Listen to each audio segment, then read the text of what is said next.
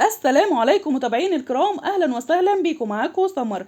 النهارده عنوان الفيديو بتاعنا هنتكلم عن اصل حكايه شم النسيم. هنلاقي ان شم النسيم او عيد الحصاد بيعتبر من اقدم الاعياد الغير دينيه اللي كان بيحتفل بيها القدماء المصريين من حوالي 5000 سنه او حوالي 2700 قبل الميلاد. طيب هنلاقي هنا ان المصريين القدماء كان عندهم عادات كتيرة جدا، بس الغريبة بقى اننا مسكنا في حاجات وسيبنا في حاجات تانية. مننا يا مصريين، احنا مسكنا في الفسيخ والبيض الملون، مع ان المصريين القدماء كان عندهم سبب مقنع انهم ياكلوا الفسيخ في شم النسيم. احنا بقى ما عندناش اي سبب. طب ايه هو السبب ده؟ هنلاقي ان المصريين القدماء كان عندهم سمك كتير بس ما عندهمش تلاجة، فكان لازم يملحوه علشان ما يبص منهم.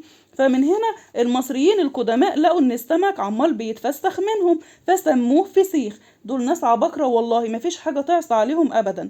اما بقى قصة البيض الملون عند المصريين القدماء كانت عادة دينية، وده لانهم كانوا بينقشوا على البيض امنياتهم واحلامهم، وكانوا بيعلقوه على اغصان الشجر علشان هم كانوا فاكرين ان الشمس لما تطلع عليه الصبح كده هياخد البركة بتاعتها، وكمان احلامهم هتتحقق. مش بقول لكم ناس دماغها عالية؟ هتقولوا لي بس دي عادات وتقاليد. هقول لكم طب برضو المصري القديم كان اول لما يصحى من النوم يوم شم النسيم كان لازم يدي لمراته وردة اللي هي زهرة اللوتس.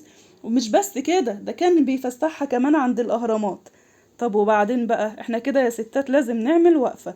لازم كل واحدة فينا تطلب من جوزها يوم شم النسيم زهرة اللوتس. ومش بس كده، لا ده لازم كمان يفسحنا عند الأهرامات.